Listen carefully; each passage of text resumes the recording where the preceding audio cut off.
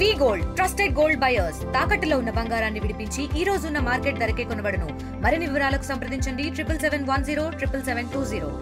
Liquor scam case సంబంధించి ఇప్పటికే అందులో ఉన్నటువంటి రిమాండ్లో ఉన్న మొత్తం అందరూ కూడా రిమాండ్ అయితే పొడిగించినటువంటి పరిస్థితి ఉంది. ఈ నెల 13వ తారీఖు వరకు కూడా పొడిగించినటువంటి పరిస్థితి ఉన్న నేపథ్యంలో రాజమండ్రి సెంట్రల్ జైల్లో ఉన్నటువంటి ఎంపీ మిథున్ రెడ్డిని అయితే అలాగే కోనసీమ జిల్లా వైసీపీ అధ్యక్షులు ఎవరైతే ఉన్నారో చెల్ల జగ్గిరెడ్డి గారు కూడా ఈరోజు అయితే ములాఖాతయ్యారు. ప్రస్తుతం మాట్లాడే ప్రయత్నం చేద్దాం. సార్, ఈరోజు అయితే ములాఖాతయ్యారు. ఇప్పుడు ఏదైతే లిక్కర్ స్కీమ్ సంబంధించిన అందరినీ కూడా రిమాండ్ పొడిగించినటువంటి పరిస్థితి ఉంది. ఇంకా దీనిపై ఇంకా వచ్చే అవకాశాలు ఉన్నాయి, ఇంకా కొంతమంది బయటపడే అవకాశం ఉందంటున్నారు. ఈ పరిణామం ఎలా చూడాలి? వాస్తవంగా లిక్కర్ స్కామ్ అనేటువంటిది లేదు. వాస్తవంగా గతంలో స్కిల్ స్కామ్ జరిగింది నారా చంద్రబాబు నాయుడు గారు. అలాగే మళ్ళీ ఇప్పుడు ప్రజెంట్ అన్ని స్కామ్లు ఇప్పుడు నడుస్తూ ఉన్నాయి.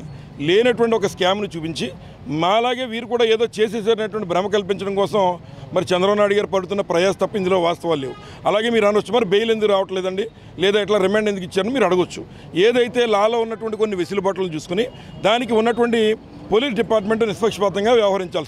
సిట్ ఎవరైతే దర్యాప్తులు ఉన్నారో వారిని, ఆ అధికారులను సైతం బ్లాక్మెయిల్ చేసి వెనకాల ఉన్నటువంటి డాన్, ఈ రాష్ట్ర డాన్ నారా చంద్రబాబు నాయుడు గారే మీకు ప్రమోషన్లు ఇస్తానో, లేదా నువ్వు రిటైర్ అయిపోతావు కదా నీకు అదనంగా బెనిఫిట్స్ కల్పిస్తానో, గతంలో ఎలాగైతే రేవంత్ రెడ్డి గారిని సైతం ఈయన కలుషితం చేసి డబ్బులు మార్పిడి చేసి చేర్పులు చేసినటువంటి చంద్రబాబు నాయుడు గారు ఇవాళ పోలీస్ వ్యవస్థను కూడా భ్రష్టు పట్టించి ఈరోజు ఈ కార్యక్రమం చేస్తున్నాడు తప్ప వాస్తవంగా ఇందులో ఎక్కడ స్కామ్ అనేటువంటిది లేదు. ప్రభుత్వం చేసిన కార్యక్రమం ఎక్కడ ఎవరు సంతకాలు ఉన్నాయో ఆ ప్రిన్సిపల్ సెక్రటరీలు కానీ వారు కానీ ఎక్కడేం చేసినా విచారణ చేయండి. అంతేగాని ఎక్కడ సంబంధం లేనట్టు ఆయన ఒక ఆయన ఎంపీని తీసుకొచ్చి ఇవాళ మిథున్ రెడ్డి గారి మీద ఉన్న కసి ఏమిటంటే పెద్దిరెడ్డి రామచంద్ర రెడ్డి గారి మీద ఆ రోజు మరి యూనివర్సిటీలో ఈ చంద్రబాబు నాయుడు గారు కుక్కతోక వంకరలా ఎప్పుడు ఏదో పనులు చేస్తూ ఉంటారు కనుక అక్కడ కూడా 4 పీకారు. ఆ పీకిన దానికి మరి ఏదో రకంగా కక్ష తీర్చుకోవాలని చెప్పి ఇవాళ ఆయన పదవిని అడ్డెట్టుకు చేసేటువంటి కార్యక్రమం తప్ప అసలు స్కామ్ అనేటువంటిదే లేదు. ఏదో ప్రైవేట్ కంపెనీలో అయినా స్కామ్ జరిగితే కూడా జరిగితే దాన్ని బయట తీయొచ్చు. ఇవాళ గవర్నమెంట్ జరిగిందంటే ఎవరు ఉండాలి? గవర్నమెంట్ ఆఫీసర్లు ఉండాలి. వాళ్ళని అడగాలి, నువ్వు ఎవరు సంతకాలు పెట్టారు, ఏం పెట్టారు, అందులో తప్పు ఉందా లేదనేటువంటిది మీరు తీయాలా.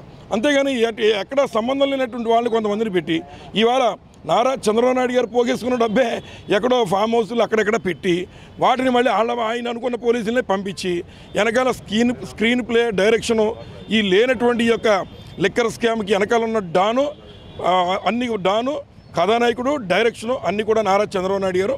కానీ బాధేస్తుంది పోలీస్ వ్యవస్థని ఈ రకంగా బస్సులు పెట్టించి ఎప్పుడూ లేని విధంగా ఇట్లాంటి ముఖ్యమంత్రి ఉన్న చోట చేయడం కూడా ఇబ్బందని కొంతమంది ఐఏఎస్ ఆఫీసర్లు ఐపీఎస్ ఆఫీసర్లు ఎప్పుడూ లేనటువంటి విధంగా ఈ రాష్ట్రాన్ని వదిలి వీఆర్ఎస్ తీసుకుని వెళ్ళిపోతున్నారంటే మరి ఒకసారి మీరు ఎంత కష్టపడి వాళ్ళు చదివి వారి ఆలోచనలు సైతం పక్కన పెట్టి వెళ్ళిపోతున్నారంటే ఈ రాష్ట్రంలో నారా చంద్రబాబు నాయుడు గారి యొక్క పరిపాలన ఫలితం ఈ రాష్ట్రంలో ఐఏఎస్ ఐపీఎస్ అధికారులు పోలీస్ వ్యవస్థ భ్రష్టు పట్టిందని తెలియజేస్తాం. అంటే మీకు ఇప్పుడు వచ్చినటువంటి వైసీపీ ఎమ్మెల్యేలు 11 మంది ఉన్నారు. ఇటీవల 11 కోట్లు కూడా దొరికాయి. ఈ 11 ఫిగర్ని ఏ విధంగా చూడాలంటారు?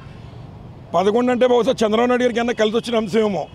ఏం చేద్దంటే చంద్రబాబు నాయుడు గారు మా 11 అనేటువంటిది ఏమీ కాదు, కానీ మరి చంద్రబాబు నాయుడు గారు ఫామ్ హౌస్లు అన్నీ ఆయనే పురమాయించి ఆయనే చేస్తూ ఉంటాడు.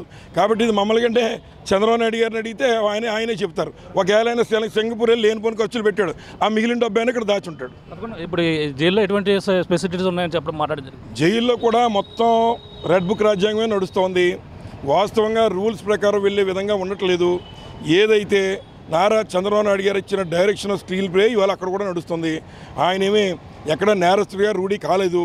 అయినా కూడా ఆయన్ని కక్షపూరితంగా లోపల పెట్టి ఆయనకి కోర్టు ఇమ్మని ఫెసిలిటీస్ కూడా ఆపేసి ఇవాళ చేయడం అంటే ఇవాళ జగన్మోహన్ రెడ్డి గారిని నారా చంద్రబాబు నాయుడు జగన్మోహన్ రెడ్డి గారిని పెద్దిరెడ్డి రామచంద్ర రెడ్డి గారిని చూస్తుంటే మరి చంద్రబాబు నాయుడు గారికి నిద్ర పట్టట్లేదనేటువంటిది మిథున్ రెడ్డి గారి యొక్క మరి అక్రమ అరెస్టు రుజువు చేస్తుంది. ఇది అన్యాయంగా అక్రమంగా అరెస్ట్ చేశారని కూడా చెప్పుకొస్తున్నారు. ప్రధానంగా ఇప్పుడు లోపలికి వెళ్ళారు, సరైన ఫెసిలిటీస్ కూడా లేవని చెప్పుకొస్తున్నారు. అంటే కక్షపూరితంగానే ఈ యొక్క కేసులన్నీ కూడా నమోదు చేస్తున్నారని కూడా ఈ యొక్క వైసీపీ నాయకులు ఈరోజు ములాఖాతయ్యలో వచ్చినటువంటి పరిస్థితి ప్రధానంగా ఉందని చెప్పాలి. దిగునున్న తాజా పరిస్థితి. ఎంపీ మిథున్ రెడ్డి అయితే రాజమండ్రిలో ఈ యొక్క సెంట్రల్ జైల్లో ఉన్న ఆయన అయితే ఈరోజు అయితే తోట తిరుపతులు గారు కూడా ములాఖాతయ్యారు. ఎమ్మెల్సీ ఆయన కూడా మాట్లాడే ప్రయత్నం చేస్తారు. సార్ చెప్పండి, ఈరోజు ములాఖాతయ్యలో వచ్చారు, లోపల ఎటువంటి పరిస్థితులు ఉన్నాయో చెప్పడం జరిగింది.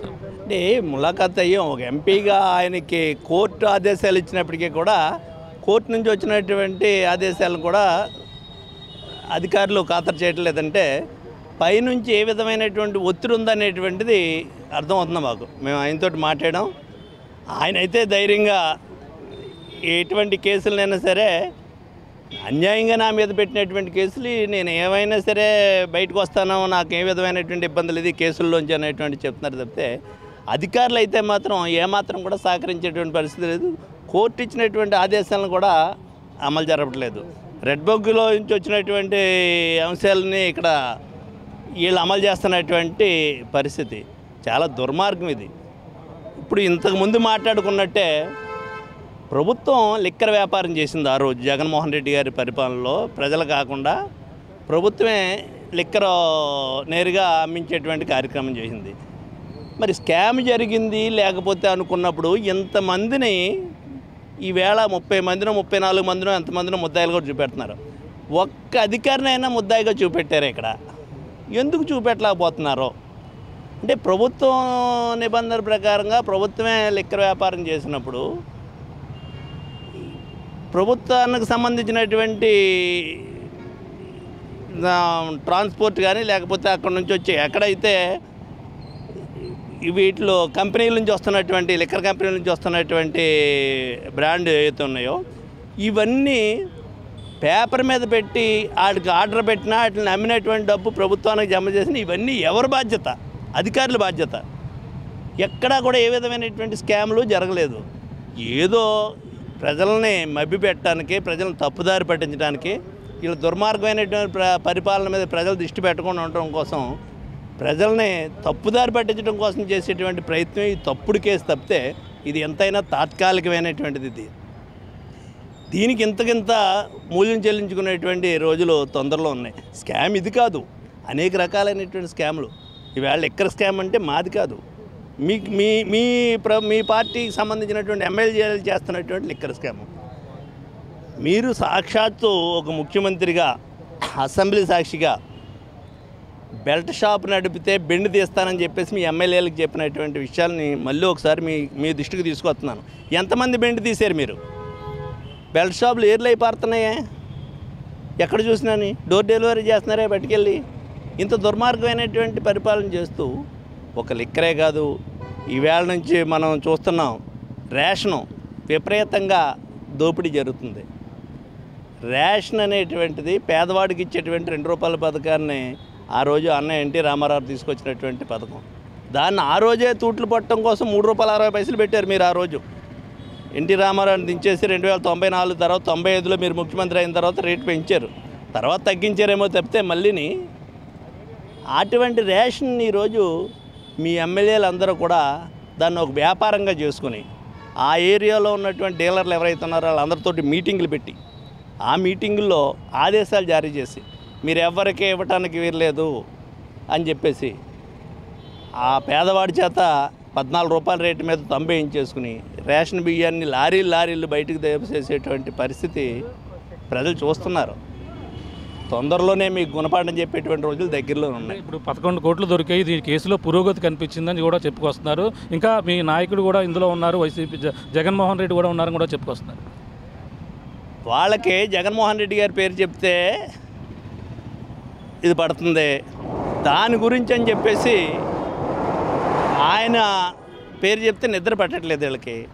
ఆయనకి ప్రజల్లో ఉన్నటువంటి ఆదరణ, ఆయన ఎక్కడికన్నా వెళ్తే ప్రజలు ఏ విధంగా ముందుకు వస్తున్నారనేటువంటిది, డబ్బులు ఇచ్చి తీసుకొచ్చేటువంటి జనాలు మీరు. ఈవేళ ఆయన ఎక్కడికి వెళ్ళినా సరే ప్రజలు ఆ విధంగా ముందుకు వస్తున్నారని చెప్పేసి అది చూసి భరించలేక మీకు భయపడుతున్నటువంటి పరిస్థితులే తప్పితే 11 కోట్లు కాదు. 11 కోట్లు పోతే మీకు పెద్ద విషయం ఏముంది? మీరే పెట్టి వీళ్ళ మీద పెడుతున్నటువంటి కేసులు అయ్యి. 11 కోట్లు ఎక్కడ దొరికింది, ఎలా దొరికింది, మీకు కావాల్సినటువంటి విధంగా రాసేటువంటి అధికారులు మీ చేతిలో ఉన్నారు. కాబట్టి అధికారులకు కూడా నేను ఈరోజు మనం చేసేది, ప్రభుత్వాలు అనేటువంటివి వస్తుంటాయి వెళ్తుంటాయి, మరలా ఈ ఇబ్బందులు మీరు పడేటువంటి పరిస్థితి దానికి మీరేమీ సహకరించకండి, మీ పని మీరు చేసుకోండి. వీళ్ళు చేసేటువంటి చెప్పిన విధంగా అంబేద్కర్ రాజ్యాంగాన్ని అమలు చేయండి తప్పితే రెడ్ బుక్ రాజ్యాంగాన్ని అమలు జరిపితే మాత్రం దానికి మూల్యం చెల్లించుకోవాల్సినటువంటి పరిస్థితి అటు అధికారులైనా తప్పదు, వీళ్ళకి ఎలాగ తప్పదు. ఇంకా వీళ్ళకి తెలుగుదేశం పార్టీకి ఏదైతే చేశారో దానికి 10 రెట్లు అనిపించేటువంటి పరిస్థితి ఉంది. ఇప్పుడు గతంలో కూటమి ప్రభుత్వం అధికారంలోకి వచ్చిన తర్వాత ఒక శ్వేతపత్రం రిలీజ్ చేసింది, దాని మీద కూడా ఇంకా విచారణ జరిపించాలంటూ కూడా హైకోర్టును కూడా ఆశ్రయించిన పరిస్థితి ఉంది. దీని మీద ఇంకా ఇది ఒక కుంభకోణం కాదు, ఇంకా వస్తాయని కూడా చెప్పుకొస్తున్నారండి. వస్తాయి, రేషన్ కుంభకోణం వస్తుంది, లిక్కర్ ఏదైతే లిక్కర్ కుంభకోణం వస్తుంది. ఇప్పుడు ఈ చెప్పి లిక్కర్ కుంభకోణం కాదు, ఇప్పుడు జరుగుతున్నటువంటి లిక్కర్ కుంభకోణం వస్తుంది. మరి శాండు ఏ విధంగా శాండ్ ఫ్రీ శాండ్ అన్నారు, ఉచిత ఇసుక అన్నారు. ఎక్కడ ఉచిత ఇసుక? వాళ్ళ ఎమ్మెల్యేలు ఎక్కడ పడితే అక్కడ దోసి తినేటువంటి పరిస్థితి. సంవత్సర కాలం కాకుండానే 100 కోట్లు ఎమ్మెల్యేలు పోగేసేసారనేటువంటి వాట్సాప్లో అది చూస్తున్నాం. మనం సిగ్గు లేదా? మీరు విచారణ చేయవలసి వస్తే వాటి మీద చేయండి, వీటి మీద కాదు. సిగ్గుపడుతున్నారు జనం అందరం మీరు చేసేటువంటి విధానాలు చూస్తే.